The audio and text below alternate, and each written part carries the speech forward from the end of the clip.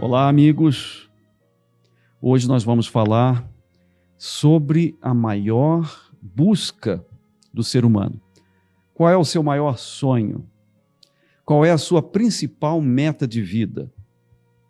Diz aí, o que você acha que é mais importante, essencial nessa vida? Todos queremos uma vida longa, uma vida feliz, bem-sucedida, próspera. Mas não podemos esquecer uma coisa, que o caminho da felicidade corre junto com o caminho da saúde. A busca pelo sucesso envolve necessariamente, obrigatoriamente, a busca pela saúde. E hoje nós vamos falar sobre longevidade. Longevidade já rendeu vários prêmios Nobel de Medicina. Só que não adianta viver muito sem qualidade. Uma vida longa, para que seja uma vida feliz, para que valha a pena, tem que ser uma vida com qualidade. Longevidade com qualidade. Esse é o tema da nossa palestra. Como podemos acrescentar alguns anos à nossa vida, ou muitos anos à nossa vida, e o principal, acrescentar vida, vitalidade, alegria de viver, propósito à nossa existência. Sobre isso vamos conversar agora. Vocês estão vendo aí uma curva de Gauss. Já ouviu falar nessa famosa curva da matemática? O que chama a atenção são os extremos. Aquilo que está ali no meio é o lugar comum, é aquilo que acontece com mais frequência, são as ocorrências mais comuns. Sendo que nos extremos, nós temos o inusitado, nós temos o incomum. No extremo à sua direita, nós vamos encontrar pessoas que vivem muito, mas não cuidam da saúde como poderiam. E eu poderia dar alguns exemplos para você.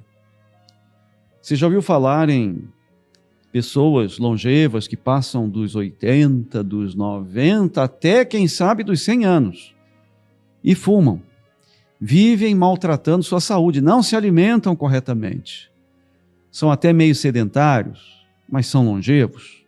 Isso chama atenção e pode até nos levar a certas conclusões precipitadas, conclusões erradas, certas armadilhas que a gente chama de sofismas. Você parte de uma premissa certa, mas chega numa conclusão absurda. Por exemplo, alguém que fuma passa dos 100 anos. E temos aí o exemplo do nosso nobre e célebre arquiteto que projetou Brasília e que fumou até os 100 anos de idade, morreu com um pouco mais de 100 anos. E você vai pensar, se ele fumou e viveu tanto, então o cigarro não deve impedir que a pessoa, ou atrapalhar, né, o avanço, né, da vida, dos números dos anos de vida, né, não vai interferir na longevidade. Uma conclusão totalmente equivocada.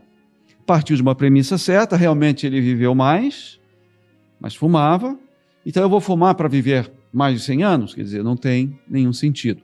Isso está no extremo da curva. E no outro extremo, outra situação bastante incomum e improvável, mas pode acontecer, são pessoas que cuidam bem da sua saúde, é o senhor certinho, a senhora certinha, que se alimenta bem, faz seus exames preventivos, faz atividade física, dorme cedo, enfim, toma todos os cuidados. E aos 40, 50, 60 anos tem um diagnóstico de câncer, ou morre de infarto. Poxa, a pessoa se cuidava tanto e morreu cedo, então não tem nada a ver, né? O cuidado com a saúde e a longevidade. Você parte de uma informação correta, mas chega numa conclusão absurda. É exatamente o que chamamos de silogismo. Você tem uma dedução que é construída a partir de duas premissas, duas ideias, e aí você obtém, por inferência, uma conclusão, uma terceira ideia. E aí você pode cair num sofisma, uma argumentação que até parece verdadeira. Você cita exemplos, e mais de um exemplo de pessoas que viveram muito e não cuidaram da saúde.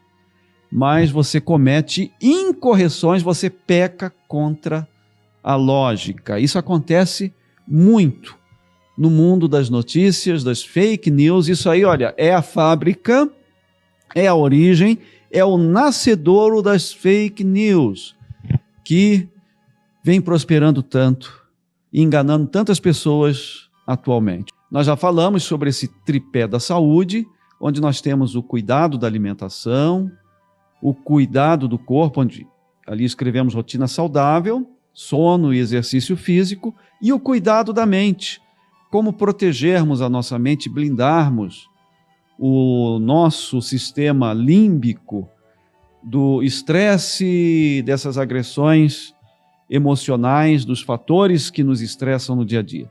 Já falamos sobre isso, e esse é o grande segredo da longevidade. Nós vamos aprofundar um pouquinho mais, dar exemplos de regiões do mundo que vêm sendo estudadas. Uma coisa, gente, é você pegar um caso, pinçar um caso aqui, um caso ali, outro caso acolá, de pessoas que viveram pouco e se cuidavam, ou viveram muito e não se cuidavam, não cuidavam da saúde.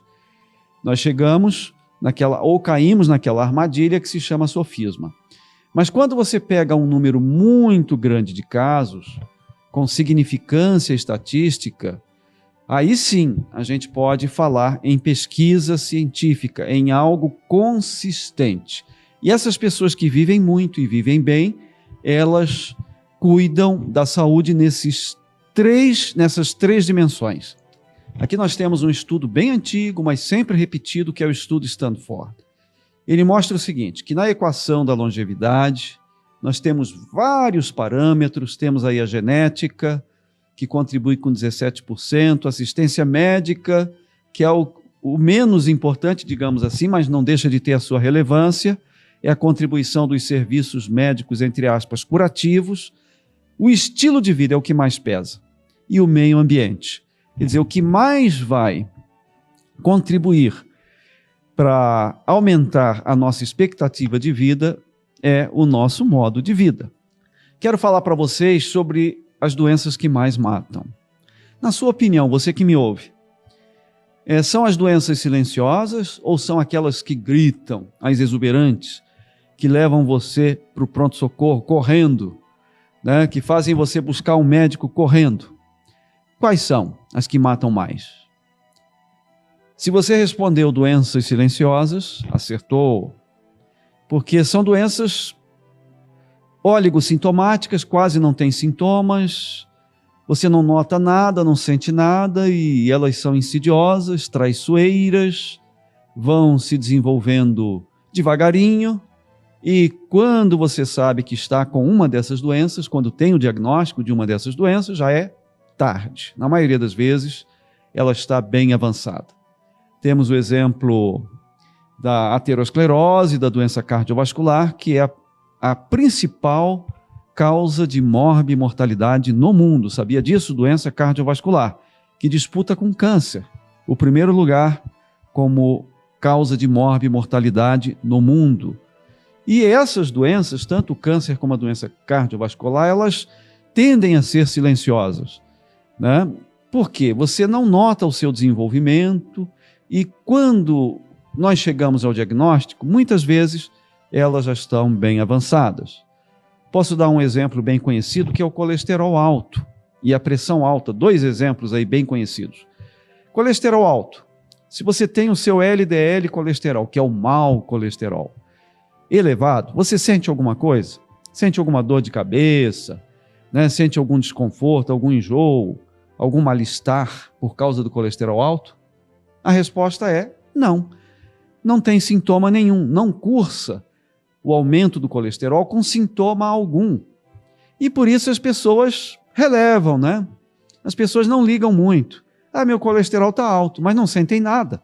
Então não buscam ajuda médica, não levam a sério o aumento do colesterol, não tratam o colesterol alto. E o que acontece?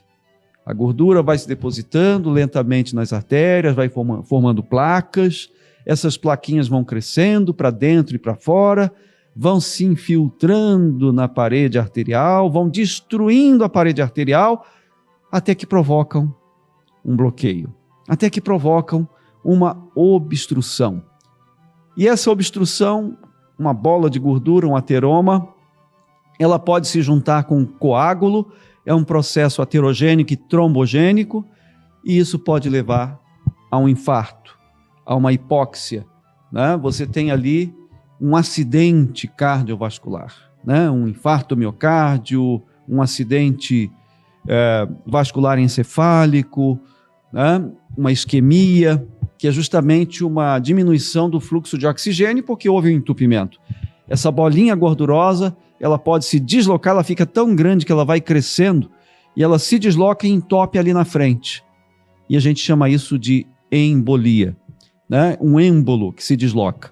Então, esses fenômenos aterogênicos, esse acúmulo de gordura que vai destruindo os canais da vida, que são as artérias, esse processo é demorado, é longo, é silencioso, é uma doença silenciosa.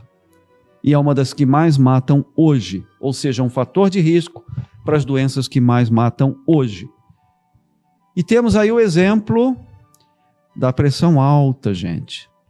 Já atendi tantos pacientes, chegaram no consultório, não estavam sentindo nada, não se queixavam de nada.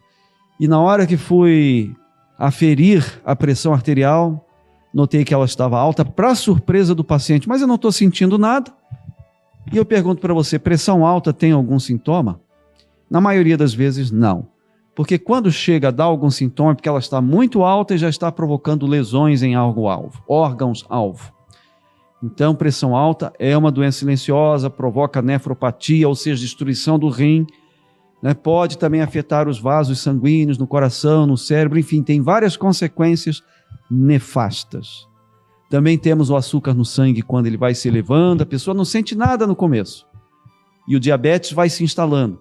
E sabemos que a principal causa de cegueira, de amputação de pernas, neuropatia, também uma importante causa de cardiopatia é o diabetes. Cegueira, veja, muitas pessoas ficam cegas por causa de um diabetes descompensado, pessoas que não levaram a sério essa doença. E por que não levar a sério? Porque é uma doença silenciosa. Cuidado com essas doenças insidiosas. Também o cigarro, o tabagismo. Eu não sinto nada. Até acha que o cigarro lhe faz bem. Mas com o passar dos anos, o enfisema vai se instalando, a função pulmonar vai se deteriorando, a sua qualidade de vida vai cada vez piorando mais, de uma forma tão insidiosa que você não nota, até que você não tem mais fôlego para subir uma escada. E muitas vezes é tarde. O cigarro, ele escraviza as pessoas. E não é só o cigarro, os maus hábitos nos escravizam e nos roubam aquilo que é mais valioso, que é a nossa alegria de viver, que é a nossa qualidade de vida, a nossa longevidade. E uma coisa que talvez lhe surpreenda, a circunferência do abdômen. Como é que está a circunferência da sua barriga? Sua barriga está crescendo? Se a sua barriga está crescendo, o seu tempo de vida estará diminuindo. Repito, você vive menos, se a sua barriga cresce mais. Existe uma relação aí inversamente proporcional. Quanto maior a barriga, menor o tempo de vida. E por que isso? Porque barriga grande significa gordura visceral. E gordura visceral significa inflamação. E inflamação significa maior risco de doenças crônico-degenerativas, entre elas as doenças cardiometabólicas e essas que eu mencionei agora, o câncer, doenças respiratórias e por aí vai. Então, a circunferência da barriga é um preditor de doenças crônicas que roubam a nossa qualidade de vida. Preste bem atenção a isso. A circunferência abdominal aumenta o risco de doença cardiovascular, diabetes, pressão alta, doenças crônicas de pele, entre muitas outras. Então, cuidado com a obesidade central, obesidade visceral. As pessoas que vivem muito, geralmente, são pessoas mais magras, não pessoas obesas, embora haja exceções. E a gente falou então na questão da exceção, né? E essa é uma fábrica de fake news também. As pessoas se baseiam nas exceções para estabelecer regras, né? Para estabelecer conceitos. Ao passo que deveríamos estudar o meio da curva de Gauss que a gente falou, onde nós temos números robustos, significativos. Bom, indo para esse slide, exercício para o corpo é igual exercício para a mente. Quando você se exercita os músculos, isso melhora a sua performance do músculo, sim, mas também melhora a sua função cerebral, a sua capacidade de reter dados, de armazenar dados, a sua capacidade de associar dados. Então, o seu cérebro funciona melhor quando você se exercita. E o exercício físico também ajuda a dissipar o estresse, a mitigar a ansiedade. Então, o exercício físico é um dos segredos da longevidade. Como nós vemos nesse estudo científico apresentado aí, ele traz melhoras da memória de longo prazo, melhoras para essa memória, o exercício físico. Exercício físico também aumenta o Brain Derived Neurotrophic Factor, né, BDNF, que melhora a memória, melhora a função hipocampal. Um dos fatores de deterioração da qualidade de vida é a perda de memória, é a demência senil. Muitas pessoas vivem muito, passam dos 90 anos, mas com demência, com perda de memória, com a sua capacidade cognitiva comprometida. Você deve conhecer algum caso assim. Vai para a estatística, como alguém que passou dos 80, 90, 100 anos, mas a qualidade de vida não é boa e traz uma série de preocupações para as pessoas que estão no seu entorno. Então, a doença de Alzheimer, né, ela poderia ser evitada, em parte, significativamente evitada, através da atividade física e também através de uma alimentação saudável, como a gente vai ver.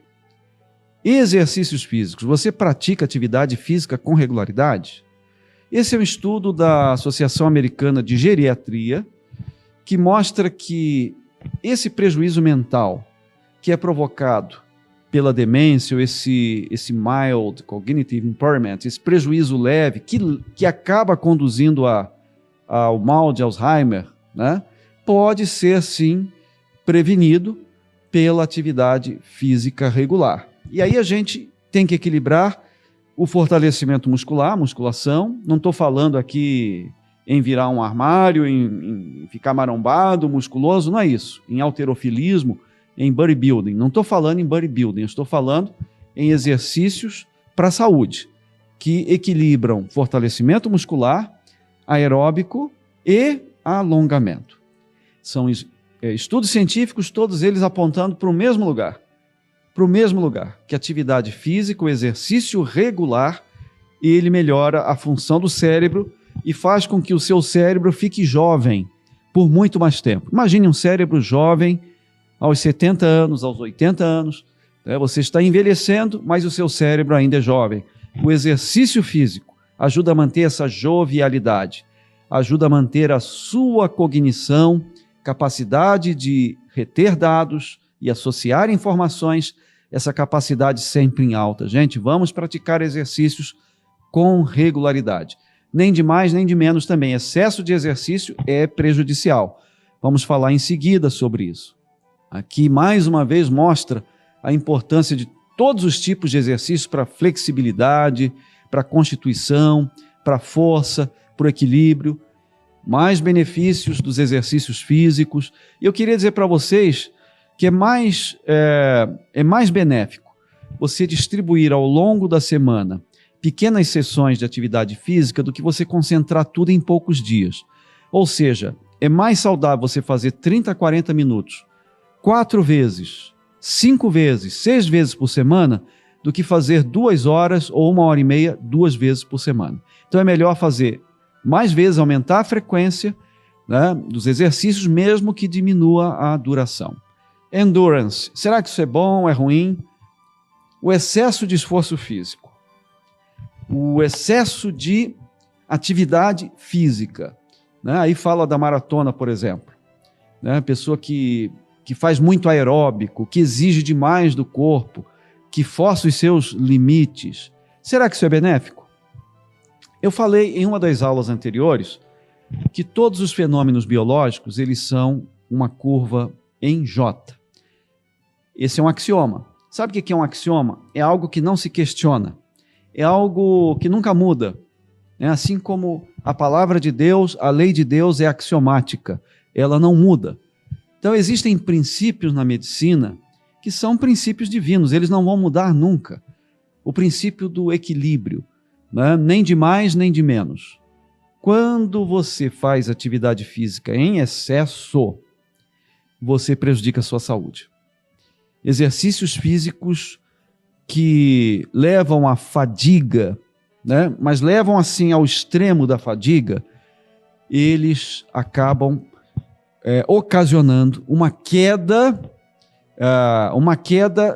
bastante expressiva da imunidade. Por isso, os atletas, principalmente em fases de competição, principalmente em fases de muita exigência, acabam doentes. Frequentemente em concentrações atléticas, nós temos ali vários profissionais doentes, vários atletas com gripe, resfriado, viroses, porque a resistência cai. E pessoa que faz maratonas, por exemplo, acaba perdendo massa muscular, o que não é legal, né? Então, por isso é preciso equilibrar as modalidades de exercício e não se exceder. Se você não está bem preparado, não saia por aí correndo.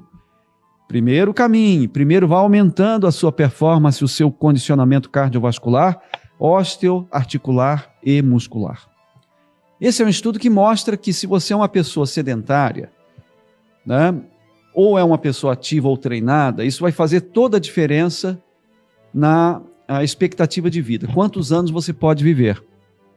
E ele mostra que uma pessoa que tem 80 anos, ela se compara a uma pessoa com 50 anos se ela fizer atividade física equilibrada e regular, for uma pessoa treinada.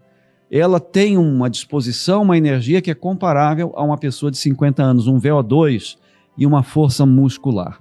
Ok, então agora nós vamos introduzir o tema da nossa próxima palestra, vou deixá-lo curioso. Nós vamos falar sobre as Blue Zones, essas regiões do planeta que são caracterizadas pela longevidade, né? São regiões que chamam a atenção, porque as pessoas vivem muito. Aos 90 anos, aos 100 anos, você vê pessoas dirigindo um automóvel. Aos 90 anos, aos 100 anos, você vê pessoas trabalhando normalmente, produzindo normalmente, se exercitando. São pessoas independentes. O que mais queremos é envelhecer sem dar trabalho para os filhos, né? Sem dar trabalho para os outros. E envelhecer com alegria, né? Curtir a vida no verdadeiro sentido da palavra, desfrutar a vida, mesmo quando bem velhinhos. Esse é o nosso sonho nessa vida. E nós vamos estar falando sobre isso na próxima palestra. Qual é o segredo dessas regiões do mundo que concentram o maior número de longevos? Nós temos aqui Okinawa no Japão, Icária na Grécia, Sardenha na Itália, Nicoya na Costa Rica e Loma Linda nos Estados Unidos, na Califórnia. Nós vamos falar sobre essas Blue Zones. No comecinho dessa palestra, nós dizíamos que o maior sonho de todos nós, a nossa maior busca é o quê? Uma vida feliz, uma vida bem-sucedida. E como nós podemos chegar lá? Ainda que nós vivamos muito, ainda que a nossa vida seja próspera, ainda que atinjamos uma idade avançada, invejável, com boa qualidade de vida, a nossa vida sempre vai chegar ao fim. Isso é implacável. Todos nós vamos morrer um dia, implacavelmente, inelutavelmente. E aí, como podemos encarar essa questão que é a questão mais crítica da existência do ser humano? Jesus, ele prometeu para todos nós a maior de todas as heranças. Ele disse assim: a minha paz vos dou. Não vou-la dou como o mundo a dá. Não se turbe o vosso coração. E ele disse ainda que aquele que crê em mim, ainda que esteja morto, viverá. Só ele é capaz de oferecer-nos esse dom maravilhoso.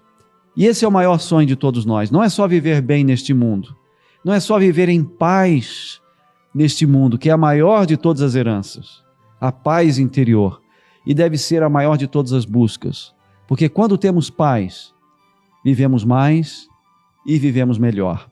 E só Jesus é o príncipe da paz, e ele pode nos dar essa paz que excede todo entendimento, e ele pode nos dar uma vida que se mede pela vida de Deus, a vida eterna.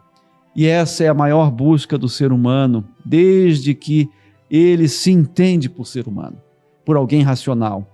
É a fonte da juventude eterna, a fonte da vida que nunca vai acabar. Então temos que buscar essa vida em Deus. E o segredo dessa verdadeira longevidade nós encontramos na palavra de Deus, que nos ensina o caminho, a verdade e a vida. Obrigado por sua atenção.